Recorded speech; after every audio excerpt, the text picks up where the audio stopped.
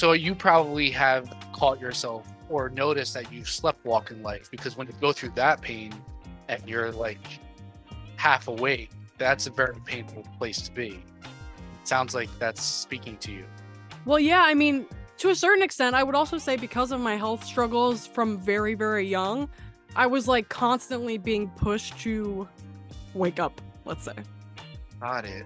Got it. I love it. And this is almost a more organic way of waking up, because you just go out in the damn sun Yeah. and allow it to line your cells and heal you. And that's beautiful.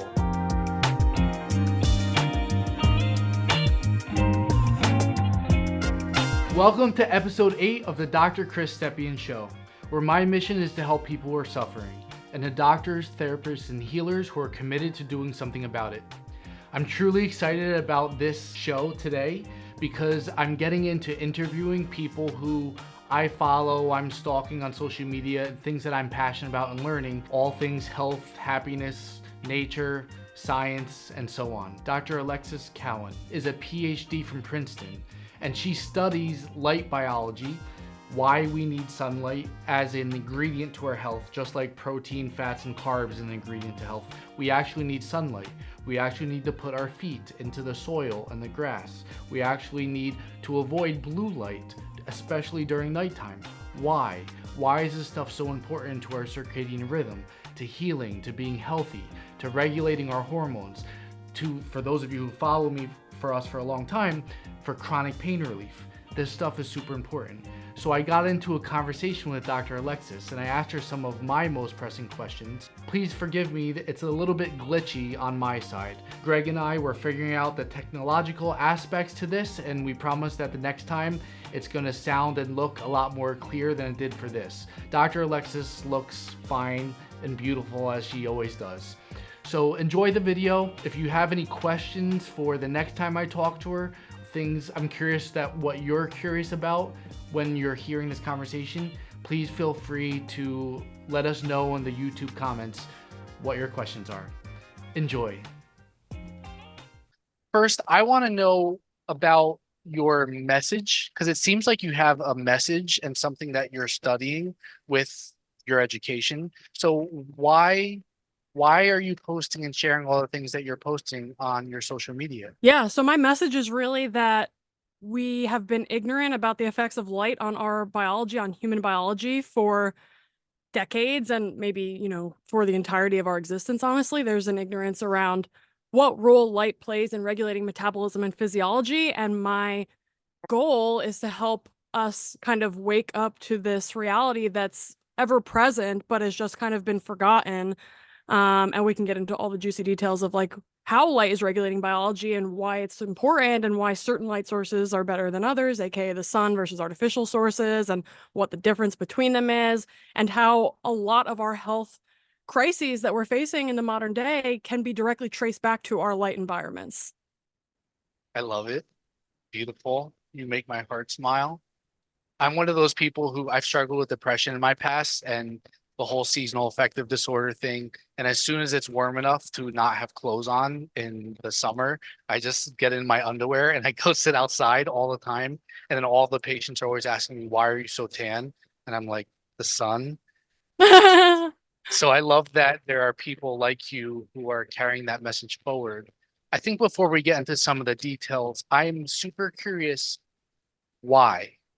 Why? Because I imagine as a PhD, you're learning how to study science. Why this for you? Where does this come from? Yeah, so I mean, I've always been an extremely curious person. That's probably why I ended up being in science. Well, actually, I used to be in culinary school and I ended up transferring and moving into studying biochemistry after a really profound LSD experience, funnily enough.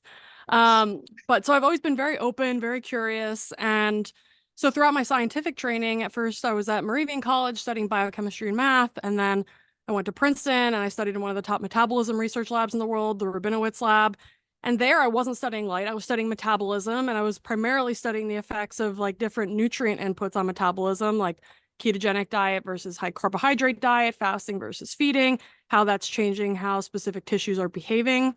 And light and circadian biology, which is the study of the cycles, essentially the 24-hour cycle within the body that's dictating metabolism, but also tissue regeneration and activity and things like that, was on my radar, but the importance of it wasn't underscored for me by the people who were sharing that information for whatever reason. Like, thought it was interesting, but it did not spark something in me that was like, I need to look into this more. So basically up through 2023 April, I was kind of aloof to the entire light story. And I'd always been kind of a heliophile, let's say, like to spend time outside, but it was more so just like an internal feeling of just feeling better when I'm doing that, not an intellectual understanding of the benefits of that and why it's absolutely essential as human beings that we do that. So I didn't have the why behind that, just kind of had this innate knowing that it was good for me. So I came across one of my clients at the time sent me a podcast from Dr. Andrew Huberman on Rick Rubin's podcast, Tetragrammaton, and there was a guest on named Dr. Jack Cruz. And he's been in the quantum biology and light biology space for a long time. He's been pushing narratives in this space and information in the space for about 20 years. But somehow he was not on my radar before this, which is incredible because he was on Ben Greenfield's podcast back in 2011. I had listened to Ben Greenfield's podcast from probably since 2013, 2014. But somehow that we just didn't cross paths, but maybe, divine timing. So when I did listen to this podcast, which was, they actually recorded for like 12 hours, but a lot of it hit the editing room floor. So it ended up being like 6 hours. The entire time I was listening to that podcast, my jaw was basically on the floor. And I was just in total shock that this wasn't made apparent to me sooner. And I honestly feel a little bit cheated as like a scientist and kind of lied to, because when we get into the details of like how light is regulating biology, it becomes extremely clear that the way that we're even doing centralized science by, let's say studying rodents or even doing clinical studies under artificial light, not in natural environments, that we're actually not getting true answers. We're only getting answers that are relevant to the modern indoor living context, which is the state that a lot of people are in. But the thing is, if we're just looking to create drugs that can help numb symptoms to allow you to keep living the way you're living, that's one thing. But at the same time, it's being marketed as like, just keep doing what you're doing. It's fine. Meanwhile, our health is absolutely failing societally. And from that podcast and subsequently studying about 8 hours a day for the past 18 months on these topics, I've really just come to this very deep understanding of how if our light environment's not right, then every other aspect of our health is going to be suboptimal. And so it's something that we have to address if we're looking for optimal health and disease prevention and remediation. I'm so grateful for you and Dr. Jack Cruz, who I've seen you post about on your social media. I'm going to share really quickly. My partner, Katie, we're not married, but we have 2 sons. Bear is 6 years old, Koa is 3 years old. She's had really bad psoriasis since she was a kid, lots of antibiotics as a kid. About 3 years ago, when after the second son was born, Koa, her health got really, really bad. She got really depressed. She's never been a depressed person. Her psoriasis came back. It was very well managed with a paleo diet, and then it came back with a vengeance. We found out that she had a mold toxicity. She had a glyphosate toxicity. Her and our relationship was really under stress with the 2 kids and me working all the time, my workaholic addiction, which we can talk about at a later time.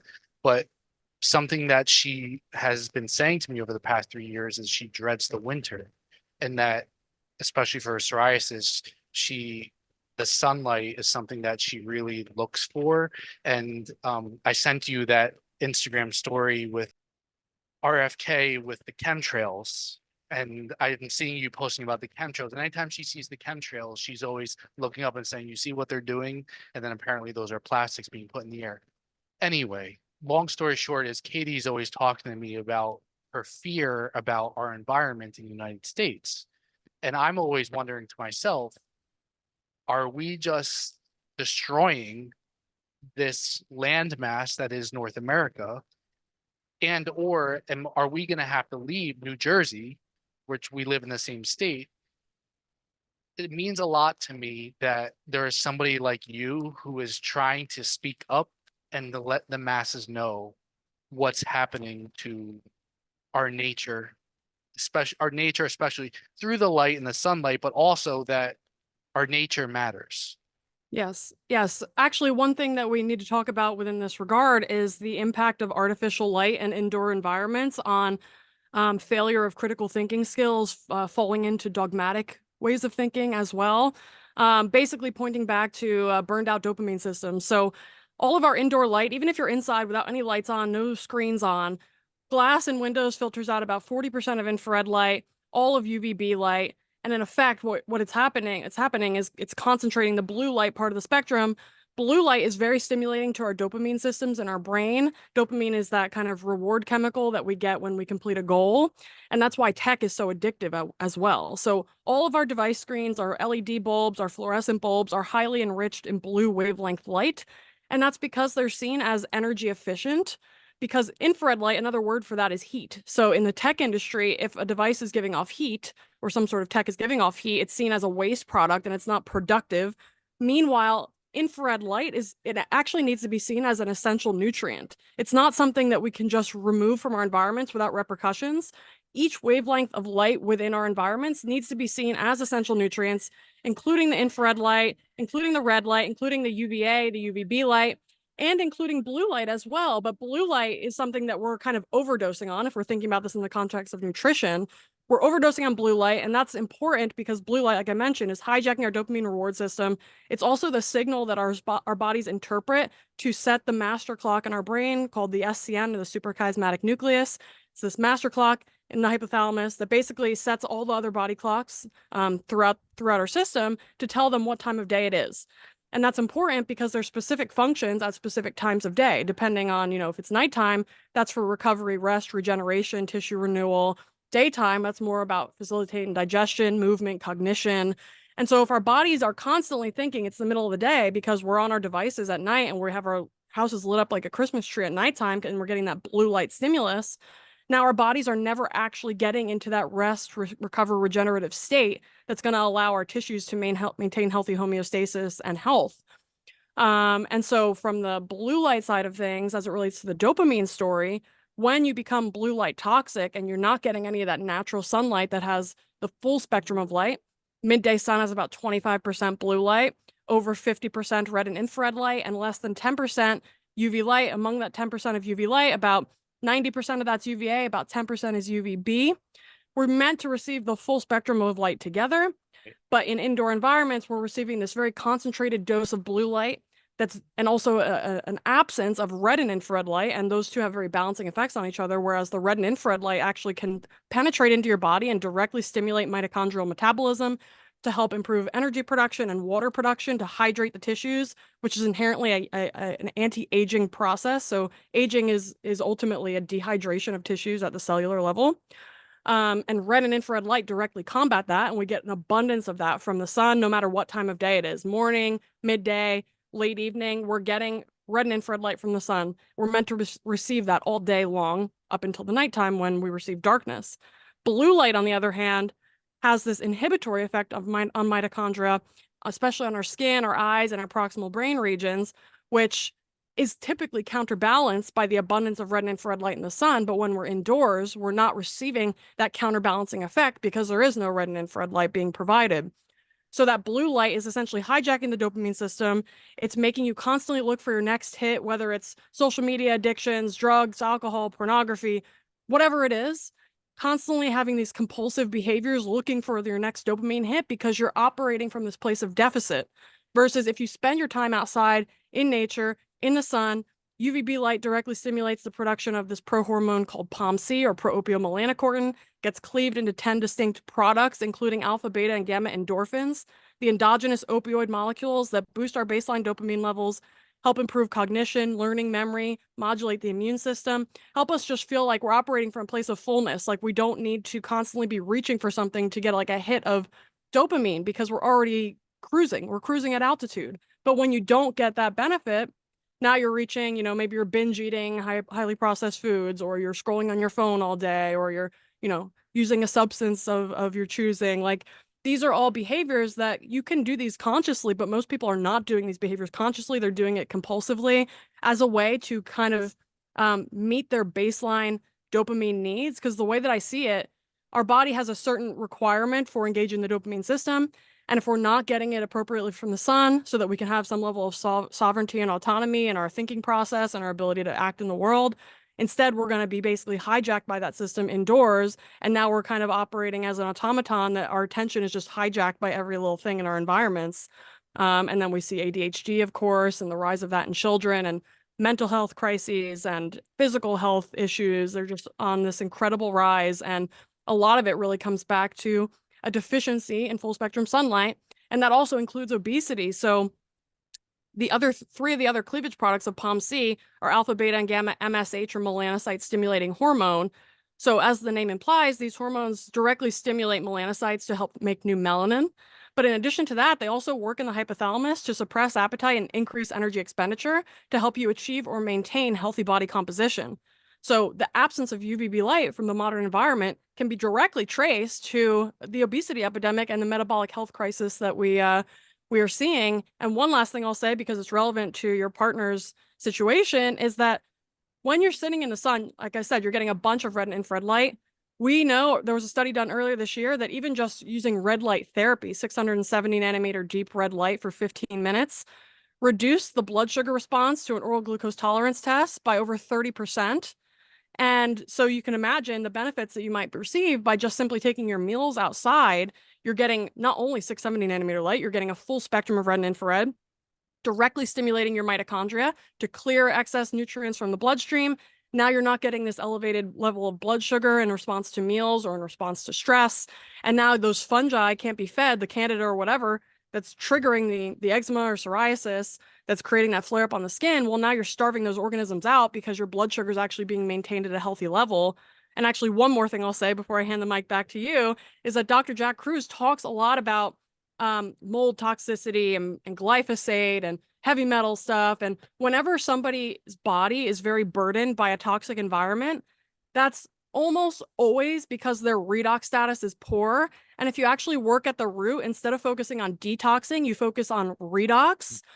By improving redox, which is essentially the net negative charge of your cells and your mitochondria that's supporting your mitochondrial function, if you focus at that level, now your body becomes resilient to environmental toxins. So focusing on detox without the redox piece is really myopic, and it's not going to lead to a long-term health outcome. And rant. That was like a 15, it felt like a 15-minute. I love it. You know a lot. Okay. So yeah, I have so many questions because now you're talking about the dopamine, and I've struggled with addiction myself. And maybe that's partially what I'm doing with the sunlight is I'm trying to get my dopamine fill. So I'm not using tobacco or some psychedelic substance, which I've definitely abused in the past. So this is amazing. And it's funny because Katie has done well. We have an acupuncturist up here in Westwood, Dr. Andy Rosenfarb, who's actually world famous for eyeballs. And he stopped having her detox and started having her do a hydrogen therapy, which I think is reducing, like you were saying. And she did notice that she was feeling a lot better when she was doing that, although it didn't necessarily last more than she had to keep doing it. So this is super interesting. I want to tie, so we're talking a lot about what means the health consequences for people who aren't getting, they have a whole light deficiency by not getting enough of the whole light red light spectrum and too much of the blue light. What is, I mean, you shared a lot about the different hormones and all of that. What do you say to people who have a really hard time respecting the sun and the circadian rhythm? I was talking to a patient and he's starting to get better. He goes to bed at 1 o'clock in the morning. And I was telling him about Rick Rubin, actually, who, when he was really overweight, the first thing his doctor started having him do was wake up earlier and go get the sunlight on. I was telling him about Rick, and he's been starting to do that. So as soon as he wakes up, he goes to get sunlight. He starts to get tired more early. But I've told some individuals, and they don't seem to care. Have you found what's been the most impactful thing that actually has respect as Homo sapiens and natural organisms, that we need natural sunlight and we need to avoid the blue light, especially at nighttime? Yeah, so I mean, I feel like the science is becoming pretty incontrovertible and hard to argue with. there's different camps of people who are kind of naysayers. There's the people who think that it's not good science, which I think they're really quickly being overturned by the actual abundance of high quality science in this area.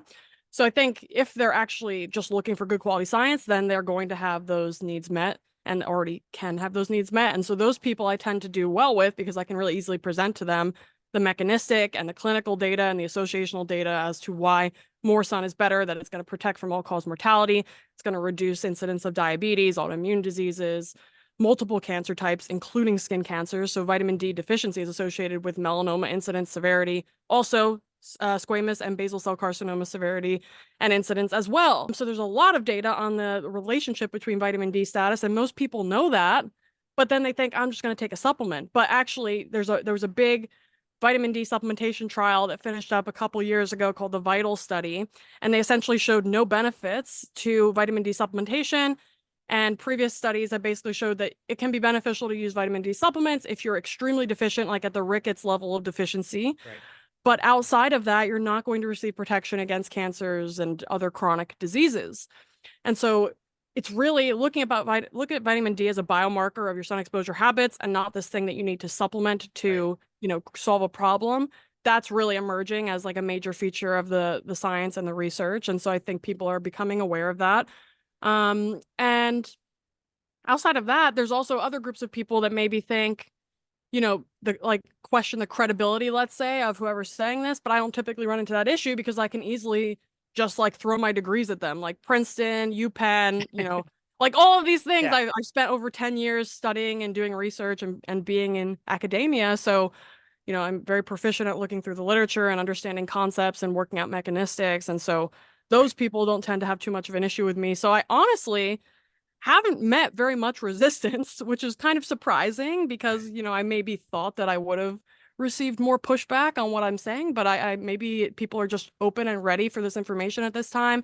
And I think that's become increasingly true since COVID and since people have begun to realize that our centralized system's a house of cards, and it kind of showed its hand in COVID, the incompetence and just the level of ignorance, and that people are finally waking up and they want real true solutions, and they don't want necessarily just things to numb their symptoms anymore. They actually want to know, like, why are my kids getting chronic diseases and they're like less than 15 years old? Like something is wrong here. And I think that's another way that people start waking up is when like the kids start getting sick too. Like we have some real problems. And so I think people are really receptive and open.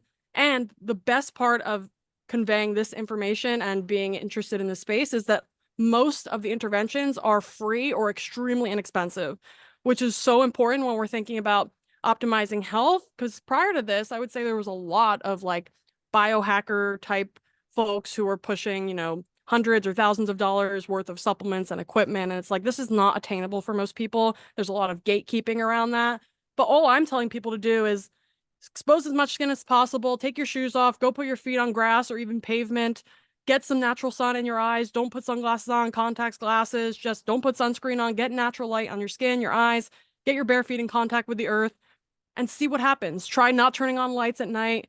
If you're going to turn on lights, try to use some filters on your devices or pop on a pair of blue blockers, which, range from like maybe $30 up to like $100.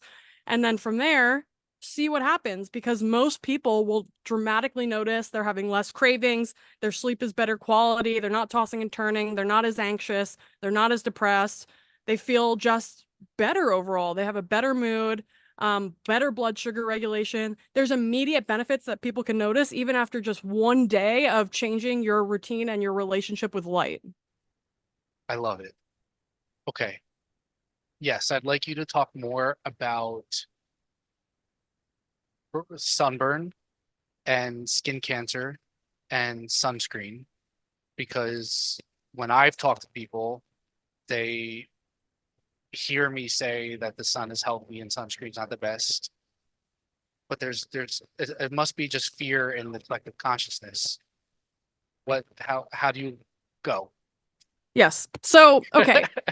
If we think about our sun avoidance behaviors culturally, and we also track our incidence of skin cancers across the board, we can look at melanoma, we could look at the SCCs or BCCs. If skin cancers are on the rise and we're more sun avoidant and indoor living as ever, how do you reconcile those things, especially when we also can acknowledge that vitamin D deficiency is associated with incidence and severity of these cancers?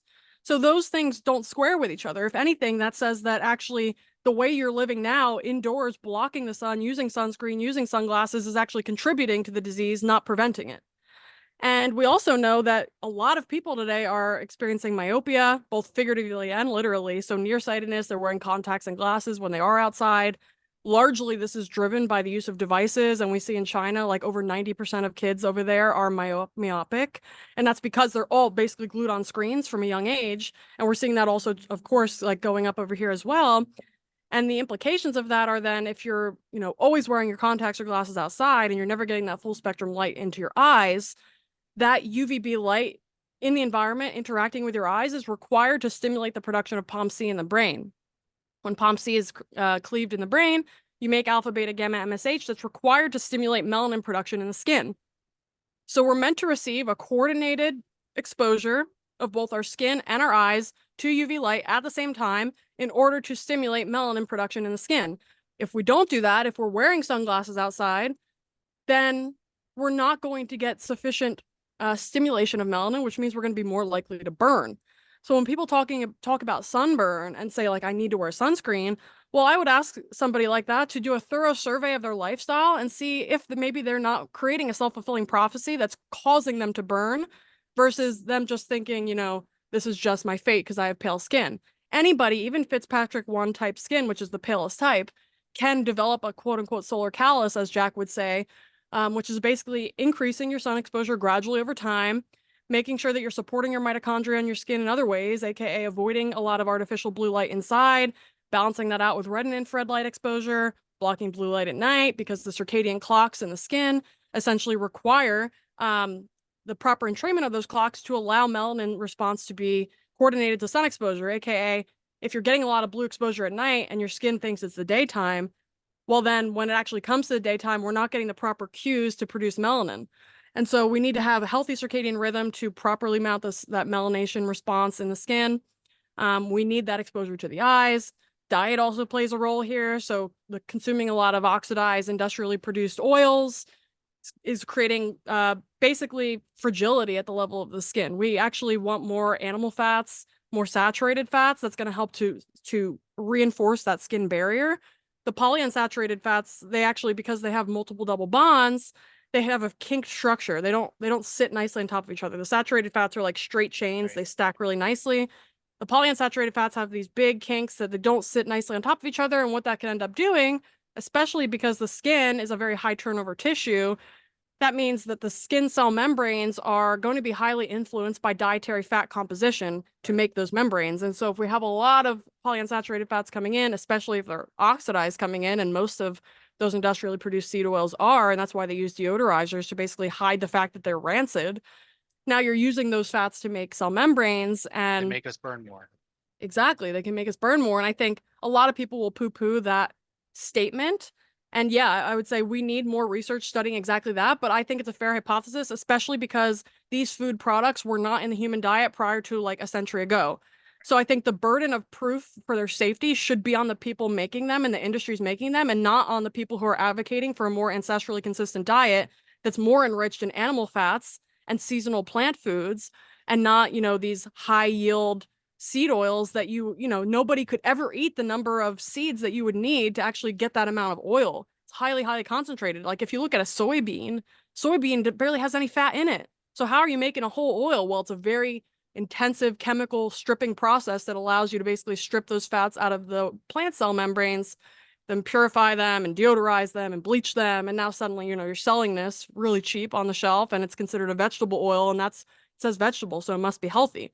That was the programming of the 1990s. And there's just a whole lot of propaganda to sift through and just to unlearn, I would say, from the past few decades in particular. But when we actually look at the data, we can say, okay, the way modern humans are living their lives are actually setting them up for more sunburn, for higher rates of skin cancer, not allowing them to tan as much, not allowing them to assimilate sunlight as much. Actually, the omega-3 DHA really comes into the story there. our retina is about 60% by weight DHA, which is the longest chain omega-3 fat that comes from animal sources like fatty fish and seafood, shellfish, etc. That DHA is very enriched in the retina, about 60%, about 30% of the brain, DHA. That DHA actually works at the quantum biologic level. Michael Crawford is the researcher who really has done a lot of beautiful work on this topic, showing that DHA is responsible for converting photonic or light energy into electrical energy, which is what allows you to render reality from moment to moment. So without DHA in those, in those structures within the brain and within the eyes, you can't even perceive reality. And in particular, the retinohypothalamic tract, or RHT, which runs from the retina to the SCN, that master clock in the brain, is very highly enriched in DHA. And that tract is what allows the circadian rhythm to be set, because when blue light interacts with the retina, an impulse is basically sent to the SCN that allows that master clock to detect what time of day it is based on the blue light signature. And if we're basically not either recycling or taking in enough DHA through the diet, then that tract can start to break down, which means we're not effectively entraining our circadian rhythms. And then we start to get breakdown and dissonance and chaos within the system. And another word for chaos could be considered as inflammation. There's a lack of coherence. Can we get enough DHA and EPA from fish, or do we need the supplement? You can definitely get enough from eating seafood, especially if you're prioritizing, like shellfish are really good, salmon's good, mackerel, sardines, anchovies. Those are all enriched in omega-3, EPA, and DHA. What you can't do is rely on, one, an algal form of omega-3s, or two, alpha linoleic acid, or ALA, to get your EPA and DHA. So for the vegans and vegetarians out there, this poses a problem. So the reason that's problematic is that alpha linoleic acid is the precursor to EPA, which then can be converted to DHA. ALA, basically, even if we're not considering the other part of the story that I'm going to tell you in a second, the conversion rate of ALA to DHA is about 0.5 to 4% max. So that means if you're just consuming even like a boatload of flax seeds and walnuts, you're never going to make enough DHA to actually meet your basic requirements. So that's problem number one. Problem number two is that if you're eating a lot of omega-6 fats from these processed seed oils, the same enzymatic machinery that's used to elongate the ALA into the longer chain omega-3s is shared by the omega-6 elongation pathway. So if you're consuming a lot of omega-6 fats and a moderate amount of omega-3s, what's going to happen is that those omega-6s are going to outcompete the omega-3s for elongation. So you're going to make even less than that 0.5 to 4%, which is really problematic. From the algal oil standpoint, there's literature showing that the algal oils, because they're a non-animal source, the triglycerides that they have of these omega-3 fats. So to backtrack really briefly, on a triglyceride, there's a glycerol backbone. There's a 1, 2, and 3 position. There's 3 carbons. The 1 and the 3 position are called SN1, SN3. The middle one's called SN2. Animal-based omega-3 triglycerides are very enriched in SN2, and that SN2 is highly bioavailable. The algal oils are enriched in SN1 and SN3, which are not very bioavailable. It's like 20% bioavailability. So that means if you're getting algal oil omega-3s, EPA, and DHA, you're going to not be really using them efficiently relative to an animal-based source. So optimizing ideally through eating foods. If you want to supplement, just make sure you're getting a good brand. One that I like, that I've tried, is Claire Labs Icosamax. That's seems to be a good one. A lot of them on the market are rancid already, though, so you don't want to be taking a rancid omega-3. That's just gonna exacerbate the issues. But if you want to get a good quality fish oil, you can do that.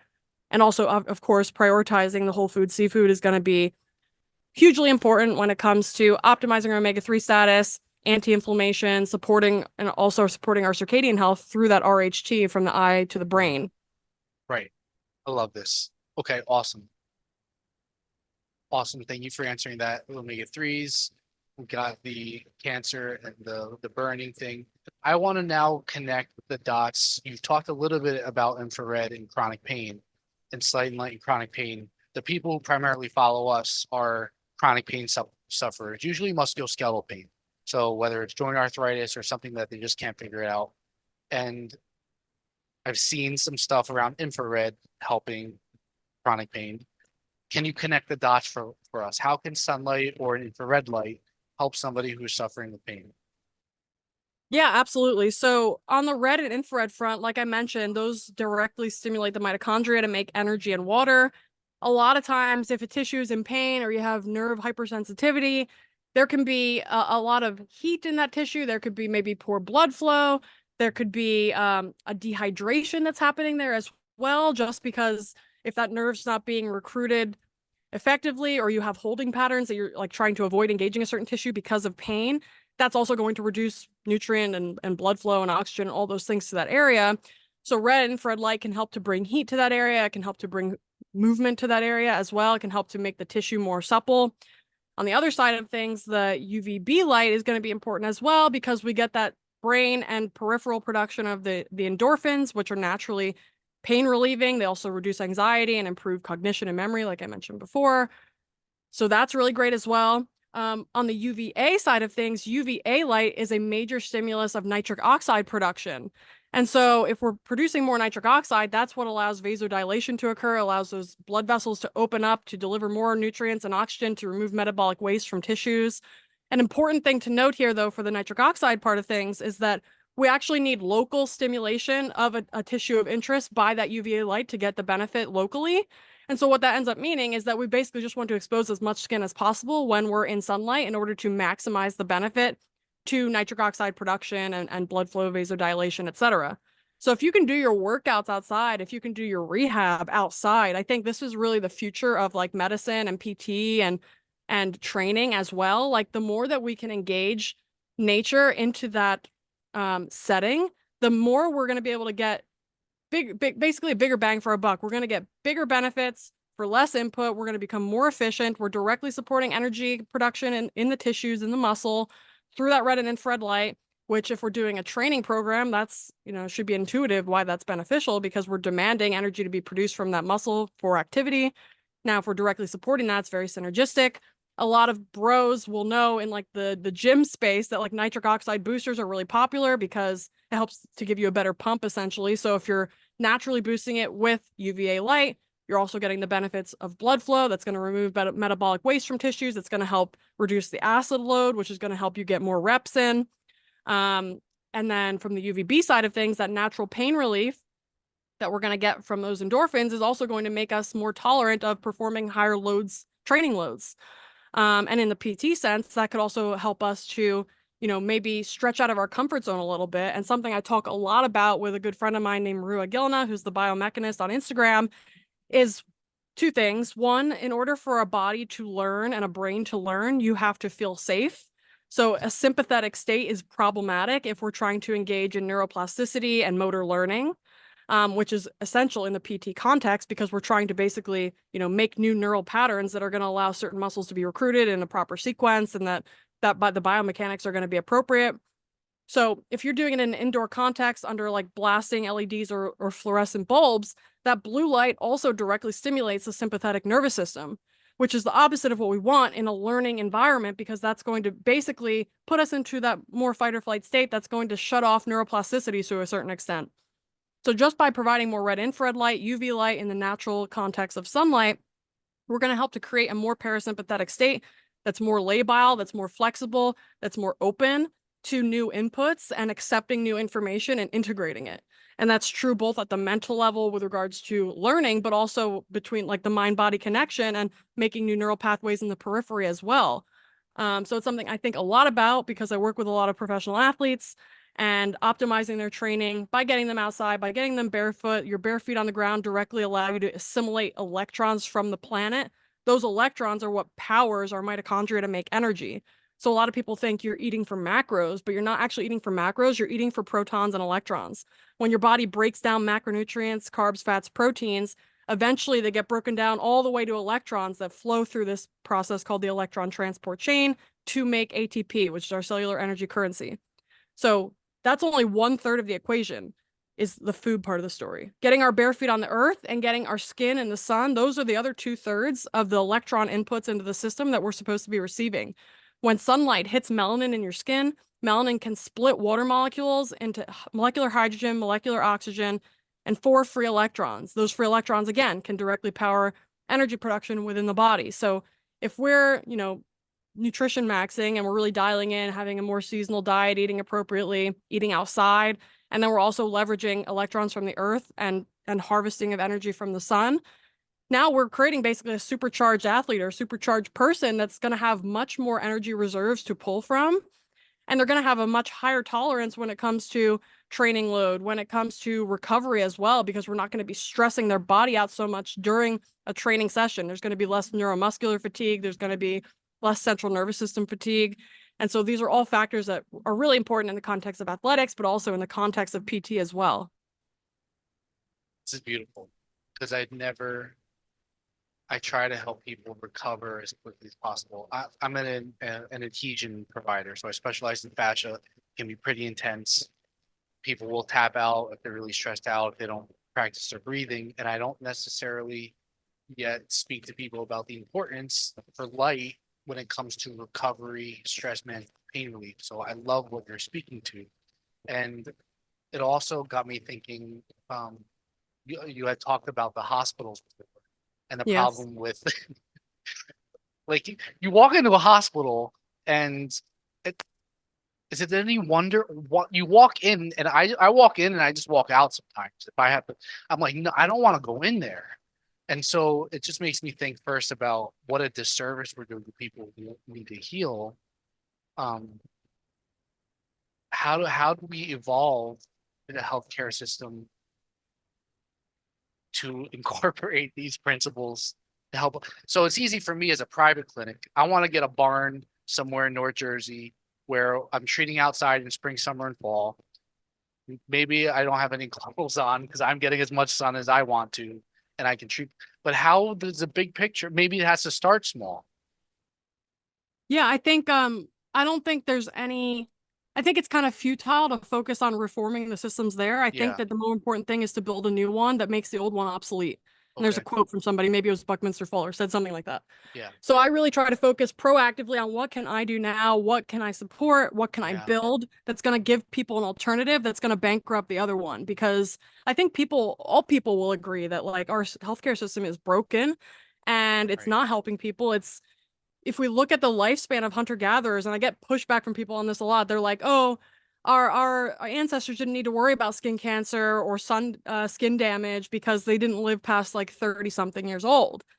And it's so disingenuous because if you look at that data, they're including infant mortality in that metric. So if you actually look at the adult lifespan of hunter-gatherers, it was something like 77 years old. Wow. And so we haven't really gained much, if any, lifespan benefit in modern medicine and modern culture. So I think we're really missing the mark. There are a lot of people that don't realize that, but I think innately everybody knows when they walk into a hospital that this is the last place you want to be if you're trying to heal. Between the lights and the EMFs and the constant, beeping, buzzing sounds, people waking you up every 2 seconds if you're like an inpatient, of course, all the pharmaceutical drugs on top of that, and just the doctors and nurses are burned out too. If you look at the health crisis and obesity crisis among healthcare workers, it's no surprise, especially among night shift workers who are totally, that's the most carcinogenic environment that you could be in. And night shift work is classified as a carcinogen now for that reason. That the whole system is just failing, and it's a shame because a lot of doctors go into the space and healthcare providers go into the space because they want to help people. And then they end up really being hamstrung by, restrictions set by whether it's pharma or the insurance companies or the hospital, the privatized hospital model, that they don't really have many tools in their toolkit to help people in the way that they probably envisioned they would have. So I think the first best thing is just if we get this information out there and inspire some docs to maybe start their own practices, be employed by themselves versus being employed by somebody else that's going to tell them what they have to do. Now they can actually do what's in alignment for them and what they can actually, uphold that oath to first do no harm that they all signed up for. Well, it's time to really start taking that seriously because nothing but harm is being essentially, doled out with regards to the chronic disease crisis. Sure, there's benefits to acute care of trauma injuries, essentially. Exactly. Emergencies, keeping people alive in a pinch, broken bones, things like that. We can deal with that, no problem, and that's great. But in the chronic disease care system, we're completely missing the mark. We're looking at it through the same lens that we're looking at it through the acute care. We're basically trying to look at mechanistics, drug a system, be able to like put some blockade in, not realizing that there's a lot of redundancy in our biology, that if we, inhibit one thing, something else pops up next door. Cancer, we're like poisoning cancers just a little bit more than our normal tissues, setting people up for future cancer incidents from whether it's radiation or chemo. The methods that we're using are just very short-sighted. They're not geared towards long-term chronic health. They're really just looking at the short term, like how can we make a quick buck, honestly. And that's the unfortunate reality of it. And I think there's just so much better that we can do with the information that we have available to us. And it really just starts by people just make small changes in your light environment to regain autonomy, regain your ability to critically think and see a bigger picture, think panoramically. And then you can slowly start making changes in other parts of your life as well as you build momentum and build back your dopamine system. Right.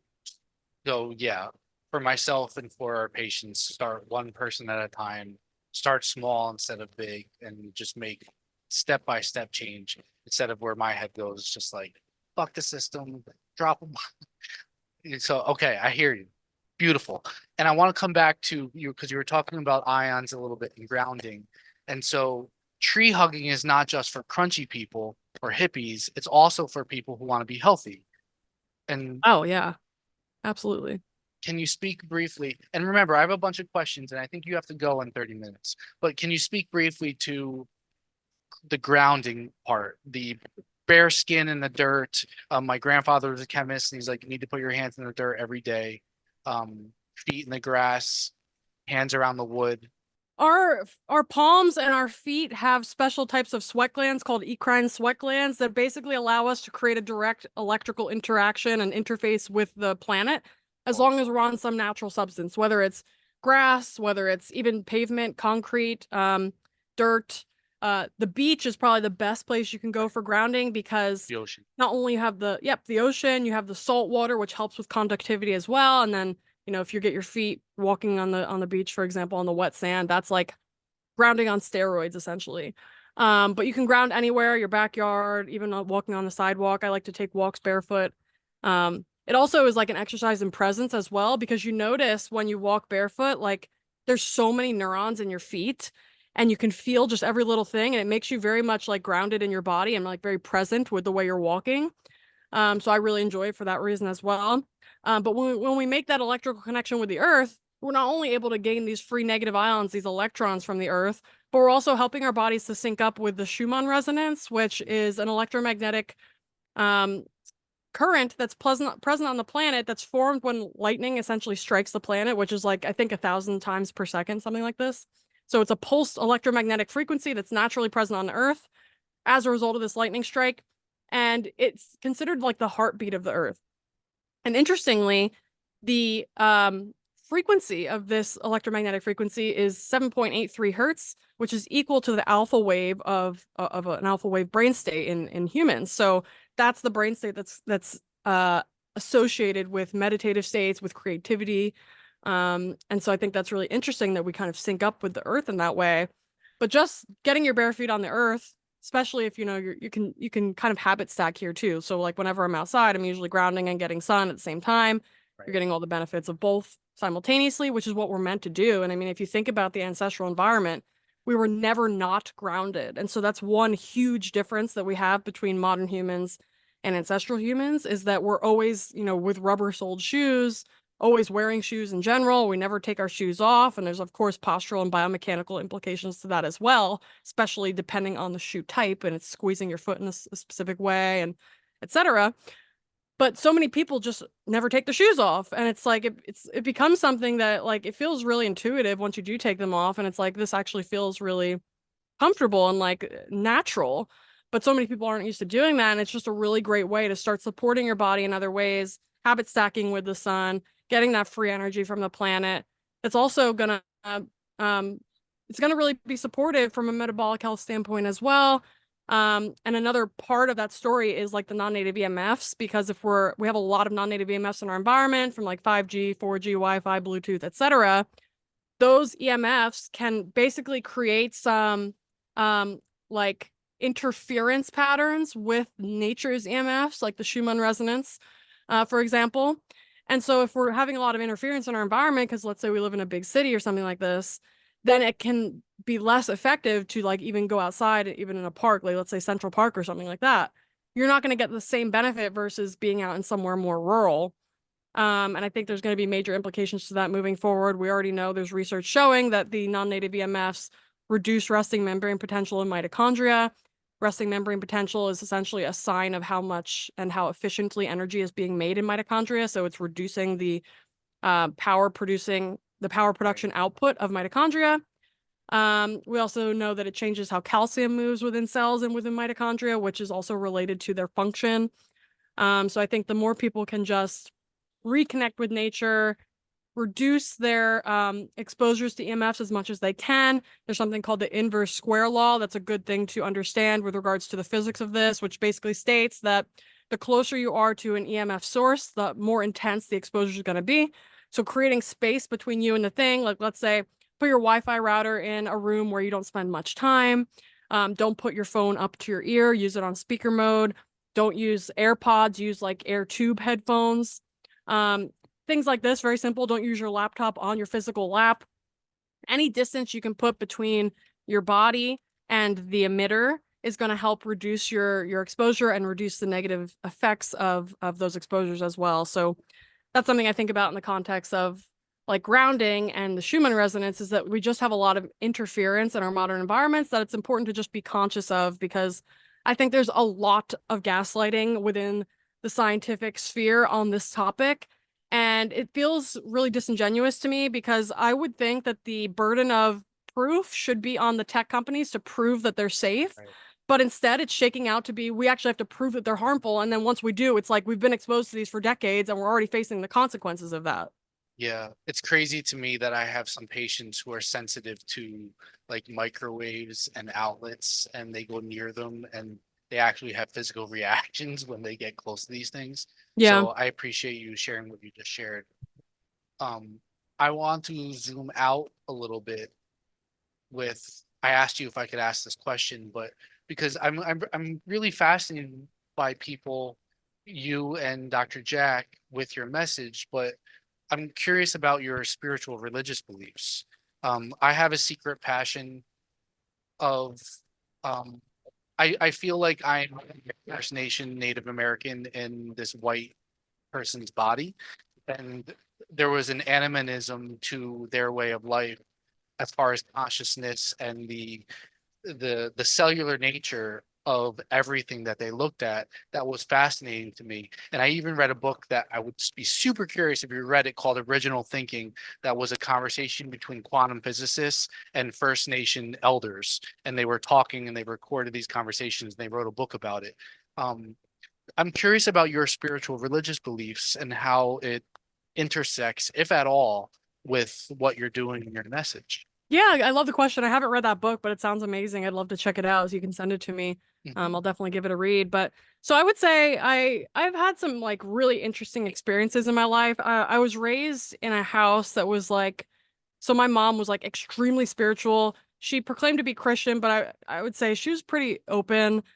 She would like speak in tongues and everything from when I was super little. Wow. So like really interesting. I was exposed to that from very young, and we never really went to church. It was more like develop a personal relationship with God. And I think that's something that also has stuck with me too, because there's a lot of middlemen in modern society. It's like there's somebody between you and God, there's somebody between you and your doctor, like the insurance company, like all of the middlemen that are in our society that just prevent you from having direct line of communication or interface with another entity. And so I think that's something that's kind of been a common thread through my life, is I never actually had an appeal to authority. Like in fact, I would say I always had a disdain for authority figures from a very young age. And I also suffered from a lot of health conditions as a kid. Like I had a really traumatic dental procedure when I was 2. I had chronic recurring strep throat when I was 6. I then basically became obese over the course of like a year and a half after that. And that spiraled up to like junior year of high school. I was like 270 pounds, lost a bunch of weight, gained an eating disorder and IBS, dealt with that. So I've always felt like even in a certain way, doctors are even middlemen, because as individuals, we can take responsibility for our health, and the doctor can be there to support you, but nobody can heal you but you. they can help guide you on that path, but nobody can do the work for you. And I think that's one of the biggest issues with modern medicine, is that there's this fallacious belief that a drug is going to heal your problem, but it can't be the case. You actually have to build the inner terrain and framework to create healing. And part of that is changing your environment. That's a major part of it, because I mean, most of us come into the world healthy, and then our environments kind of work us and wear us down, some aspects of them. And we have to figure out, it's our job to be detectives, to look at our environment and be like, what aspect of this environment is not serving me, and what can I do about it? But anyway, back to your question. So I guess I would have self-proclaimed as like Christian growing up, but then I definitely had a period of time, like especially after my psychedelic experiences, where I definitely didn't like resonate, let's say, with organized religion, and more so just was interested in exploring the nature of consciousness and reality just for my own, and gathering my own data and information. And then I found in grad school, I found Jordan Peterson's lectures on Genesis, and I Right. became really interested in the Bible again at that point. So that would have been like 2016, 2017, something like that. And really beginning to see like the very deep wisdom that's present in old texts in general, not only the Bible, but the Torah and other religious texts as well. And seeing like these common threads throughout all of them, where they're kind of all, it's like that allegory about like a bunch of artists sitting at a table painting a vase of flowers, and they're all looking at it from a different perspective, but it's the same vase of flowers. Right. So that's the way that I really see religion, is that we're all kind of pointing to the same things, but calling it by different words. Some things get lost in translation, but ultimately, like, you know, we're all having some sort of a human experience, but there is this aspect of ourselves that is like, that transcends the body, so to speak. And so that's kind of the way that I view life in general. I think that there's always golden threads that are laid out for us, that if we especially once we start optimizing our light environment and getting really in touch with nature, there's a lot of like alignment that can happen internally that can help put you on your path, so to speak. Because, you know, this light stuff, like I said, wasn't on my radar before 18 months ago. And since discovering it, my entire life has changed. Like, not only my personal routines and the way that I feel in my body, but my work with clients, my business, my messaging, like everything that I've built and everything that I'm building is based around this paradigm that just resonates with me so deeply that like I can't even, I'm getting emotional. No. Beautiful. Yeah, it's just really exciting. And I want this for everyone. Why is it touching you right now? What about the resonation, the light, you mentioned the alignment, helping people. Like, why is it touching you right now? I don't know. I think it's just because so many people are like checked out, you know, and Yeah. like not living something that lights them up, that they're like excited about every day. And that's just such a waste. You're into the waking people up business. You Absolutely. want, I mean, there's nothing more powerful or inspirational than, because so you probably have caught yourself or noticed that you've slept walk in life, because when you go through that pain and you're like half awake, that's a very painful place to be. It sounds like that's speaking to you. Well, yeah, I mean, to a certain extent, I would also say because of my health struggles from very, very young, I was like constantly being pushed to wake up, let's say. Got it. Got it. I love it. And this is almost a more organic way of waking up, because you just go out in the damn sun Yeah. and allow it to line your cells and heal you. And that's beautiful. You mentioned, again, I know we're almost done. Um, something that I about, you mentioned something about people taking responsibility for their health. And noticed that you and Dr. Jack have talked about the word sovereignty. And I wonder if you can speak briefly about Bitcoin and how that connects with you to health, if it does at all, or to what you're speaking about. Yeah, I think that's a really great question. It's something that I'm still learning about. I would say right now I am using the precautionary principle and saying I'm going to put some like X% of my money into Bitcoin, just because I think that there's a high probability that that's going to take off, and I don't want to miss the boat, because I know people who, when Bitcoin first came out, just, you know, put a few bucks in. If you put $1 into Bitcoin when it first came on to the scene, you would have about $1 million from that $1. So like I think it's only a matter of time before that continues. We see El Salvador taking it on as like a primary currency. We see, you know, RFK Jr. talking about doing that here. We see Trump also talking about it, though I think that might be a lot of pandering. Like he sees that people are responding well to RFK's messaging around Bitcoin and health sovereignty and medical freedom, and I think he's trying to pick up some of that hype. But I don't really care as long as he actually does it. It doesn't really matter who's the one doing it. We just need to make it happen. And I think this whole impending like CBDC, the central bank digital currency, is going to be hugely problematic if that happens. And I think I do think though, once you start messing with people's money, that's like the ultimate wake up. So if they do it, like they're going to be really in for it, especially here in America, where I think a lot of people do like prioritize freedom in some extent. There's like this ethos of freedom that even though like most people here are a slave in some aspect of their life, like there's going to be one like domino that if you push it down for them, the rest are going to go as well. And like finance tends to be, whether you're messing with their children or their finances, I think that tends to be like the final straw. So I think the more we can do to support decentralization, whether it's in medicine and finance and beyond, the better off we're going to be, because we can see history repeating itself. Whenever a centralized entity becomes too big, it becomes this kind of structure that fails to actually consider the populace, and it's now is looking out for its own needs essentially. And that's why our forefathers never wanted federal government to be this bloated thing. They always wanted to put rights back to the state and like decisions back to the states, because the states can better represent like what their populations need. If we have this huge federal government that's like trying to, you know, cater to certain populations that may be at the expense of others, that's a problem, because now 50% of the population is unhappy. And it doesn't have to be the case that 50% of the population is always unhappy, whether it's like a Republican or a Democrat in power. I think the more we can just get back to the community level and supporting our communities. And that's why I really like RFK's messaging on like the importance of being homeowners and like allowing people who are like young people to start families and buy homes, because once they have that equity, they now can start small businesses. They can take risks. They can do more within their community.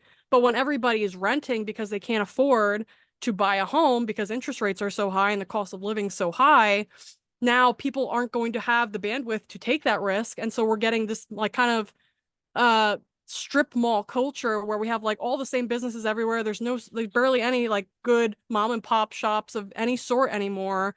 And that's really just a reflection of the financial strife of the population. Like things are just getting too expensive. People aren't willing to take the leap and stop working for the man to follow their passion and pursue what they really feel called to do.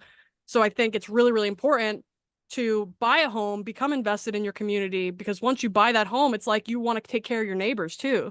You are invested in seeing your community flourish. But when you're only renting and you can just pick up and leave whenever you want, then it's like you're not going to spend the time to actually cater and support your local community. So I think that's really like the grassroots effort is really, really, really important, and just starting at home, first of all. And that's why I really like talking about the Light story, talking about how people can support their health in free or very inexpensive ways. Because once you can just build that inner fortitude and vitality, then like I said, you can start making small changes in other areas. You can start planning better. You can start thinking better. You can start coordinating better. And you can slowly but surely, you know, expand out from your home, your family unit, to your community. And then ultimately you can keep going from there. But if we're just trying to change the world without changing ourselves and our families first, then we're like too far ahead of ourselves, if that makes sense. Yeah, I appreciate that. It sounds like what Bitcoin does for you is it keeps money decentralized. The government can't own it. It gives the power back to the people, which is why I couldn't believe more in it, that the people should maintain power, not any government. So I appreciate that you spoke to it, and also keeping people paying their attention to their homes and their neighborhoods is an interesting perspective as well, which I'm going to reflect on more later. I know you almost have to go. I'm curious about one final message in a 30-second nugget for if you were dying tomorrow, what would you say today as your last message to people as far as light, the earth, healing, whatever? Yeah, I mean, I would just say, first of all, question everything. And this other saying that Dr. Jack says a lot is like unlearn to relearn.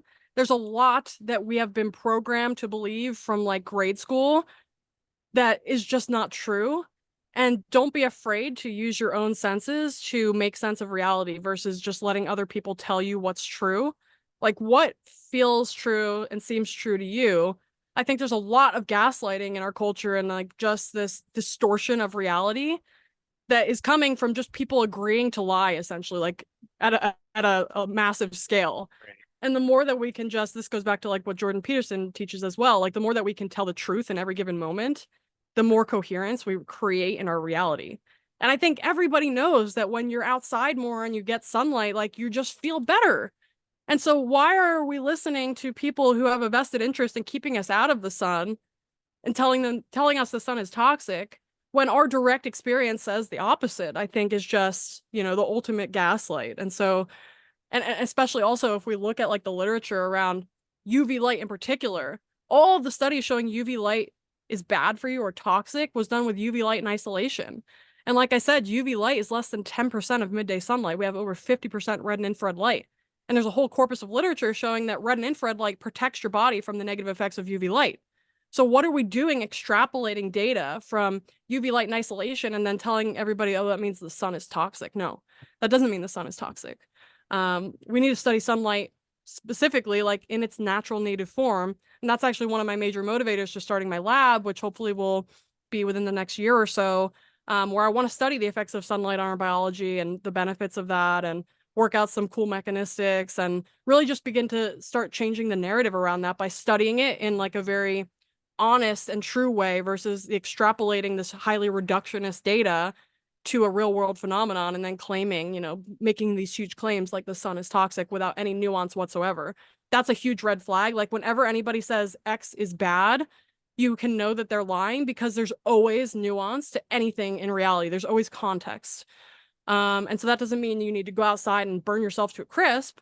That means you incorporate sun into your life smartly. You sit in the shade more. You just spend more time outside. It doesn't have to be in direct sunlight. Like I sit outside all day, essentially under this umbrella.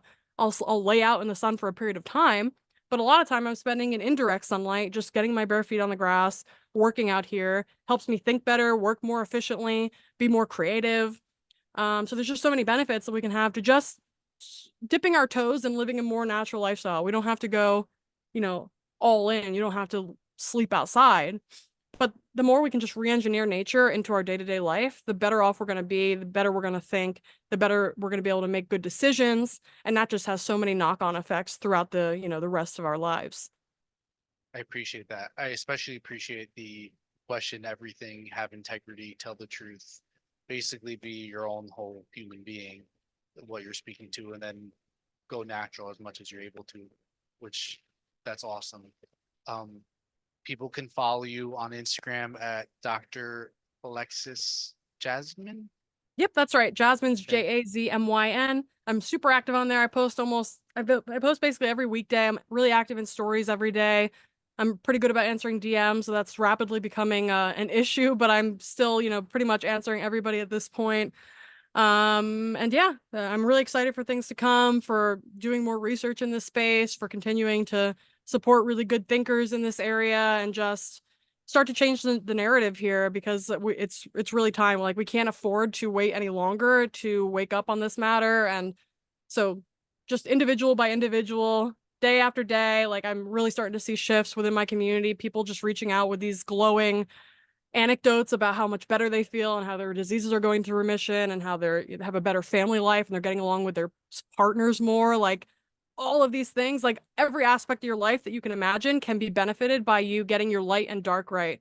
So not only getting that sun during the day, but getting darkness at night, blocking that blue light at night, improving your sleep, and just everything else gets improved as well. So it's just like take these small steps at first, and then you can see the benefits be magnified over time.